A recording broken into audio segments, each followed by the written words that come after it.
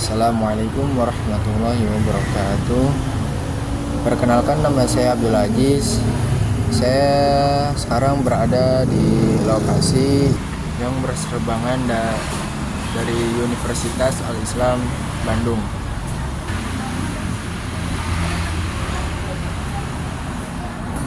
Dan kegiatan saya hari ini, saya akan menjelaskan tentang sebuah topik yang berjudul pembahasan komputer kuantum yang dijelaskan batas teknologi manusia.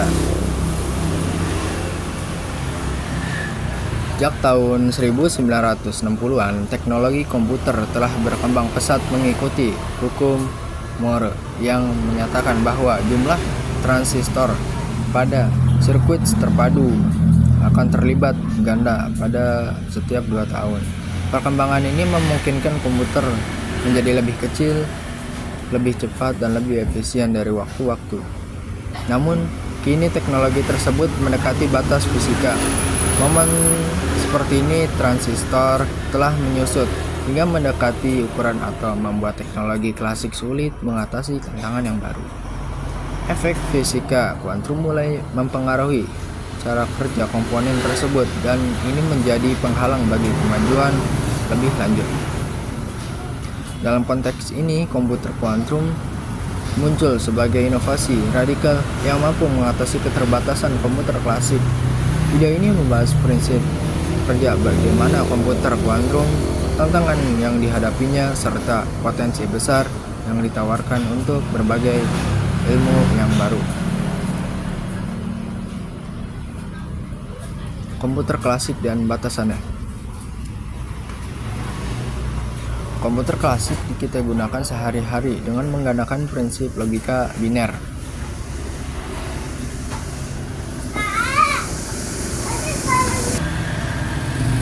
Informasi disimpan dalam bentuk bit, yaitu unit terkecil data, dan yang hanya memiliki dua kemungkinan, nilai 0 atau 1. Operasi logika ini didukung oleh transistor, komponen dasar yang bertindak sebagai saklar elektronik. Ketika transistor diaktifkan, yang memungkinkan alur listrik bekerja. 1. Jika nilainya 1, sebaliknya. Jika transistor dimatikan, ia memblokir aliran listrik dan implementasinya adalah nilai 0. Namun ukuran transistor yang terus mengecil hingga skala nanometer menciptakan tantangan baru, dan tingkat ini hukum tidak berlaku sepenuhnya. Fenomena kuantum ini mulai muncul dalam quantum Tulling. Partikel seperti ini, elektron, dan menghembus penghalang energi yang biasanya tidak dapat dilewati. Akibatnya, transistor kehilangan kemampuan untuk berfungsi sebagai saklar yang stabil, hingga mempengaruhi ketakutan dan efisiensi komputer klasik.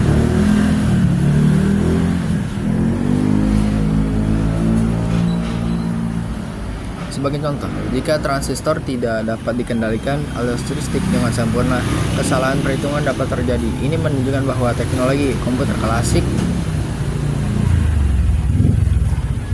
yang dihadapi batas-batas fundamental yang sulit dibatasi tanpa pendekatan yang baru. Prinsip kerja komputer kuantum. Komputer kuantum memperkenalkan paradigma baru dalam komputasi dengan memanfaatkan prinsip-prinsip mekanika kuantum, yaitu cabang atau fisika yang mempelajari ilmu-ilmu atau partikel pada skala atom dan subatom. Alih-alih menggunakan bit, komputer kuantum menggunakan qubit sebagai unit dasar informasinya. Superposisi ini adalah salah satu prinsip utama dalam mekanika kuantum yang dimanfaatkan oleh komputer kuantum. Qubit tidak terbatas pada satu kondisi 0 atau 1 seperti bit, tetapi dapat berada dalam kondisi kedua, itu bisa dalam kombinasi secara tidak bersamaan. Hal ini memungkinkan komputer kuantum untuk melakukan perhitungan paralel yang pasif. Sebagai ilustrasi, ya, komputer asli memiliki satu solusi. Pada waktu komputer kuantum dapat memeriksa semua solusi secara bersamaan. Selain superposisi, komputer kuantum juga memanfaatkan prinsip Riemann, kerjaan umum. Ketika qubit-qubit saling terjerat, perubahan pada suatu qubit yang langsung mempengaruhi qubit lainnya. Bahkan jika keduanya dipisahkan oleh jarak yang jauh, Entanglement ini memungkinkan transfer informasi dan koordinasi yang sangat efisien antara qubit yang secara signifikan meningkatkan kemampuan komputasi. Proses komputasi dalam komputer kuantum yang dilakukan oleh gerbang kuantum dirancang untuk memanipulasi keadaan kubik. Gelombang-gelombang ini meningkatkan manipulasi probabilitas superposisi untuk mendekatkan solusi optimal. Misalnya, gerbang kuantum dapat digunakan untuk memprediksi fase qubit agar lebih condong pada solusi yang benar. Keunggulan komputer kuantum. Meskipun komputer kuantum tidak dirancang untuk menggantikan komputer klasik dalam perhitungan sehari-hari, ia memiliki potensi besar dalam menyelesaikan masalah yang tidak dapat dipecahkan oleh komputer-komputer klasik. Berikut adalah beberapa penggunaan utama. Pertama, ada pencarian data yang cepat. Dalam basis data yang sangat besar, pencarian informasi tentu bisa sangat lambat namun digunakan oleh komputer klasik. Namun algoritmanya kuantum seperti algoritma Warfare memungkinkan pencarian yang jauh lebih efisien dengan memanfaatkan sifat superposisi. Kedua, ada pemecahan ekspresi. Algoritma SOR pada komputer kuantum mampu memecahkan kunci ekspresi seperti RSA dengan kecepatan yang tidak tertandingi. Ini menimbulkan tantangan yang besar bagi keamanan data, tetapi juga membuka peluang untuk menciptakan metode ekspresi baru dan lebih aman. Simulasi ke sistem kompleks. Ini yang ketiga. Komputer kuantum sangat unggul dalam simulasikan sistem yang melibatkan banyak paralel seperti molekul, protein, atau mineral baru. Hal ini dapat diimplementasi besar dalam pelatihan obat, pengembangan material, superkonduktor, dan lain-lain. Optimasi kompleks dalam masalah komputasi seperti rute perjalanan, distribusi logistik, atau portofolio keuangan.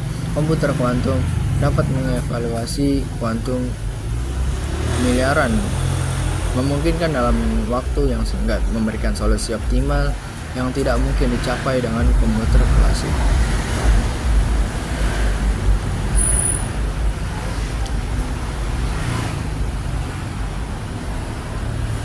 Kesimpulan dari video ini adalah video ini memberikan wawasan mendalam tentang teknologi atau komputer kuantum yang menjalankan terobosan besar dalam masalah komputasi yang tidak mungkin diselesaikan oleh komputer yang klasik. Namun perjalanan menuju adopsi luas komputer kuantum masih panjang dengan kolaborasi antara para ilmuwan, insinyur, dan industri. Komputer kuantum memiliki potensi untuk membuka era baru dalam teknologi ini, yaitu ilmu pengetahuan. Teknologi ini menunjukkan bahwa batas-batas teknologi manusia selalu bisa diborong atau didorong oleh teknologi yang lebih jauh, menciptakan peluang yang sebelumnya tidak kita pernah bayangkan. Mungkin cukup sekian dari saya, kurang lebihnya mohon maaf. Assalamualaikum warahmatullahi wabarakatuh. Dan berikut adalah gambaran-gambaran ketika saya di luar.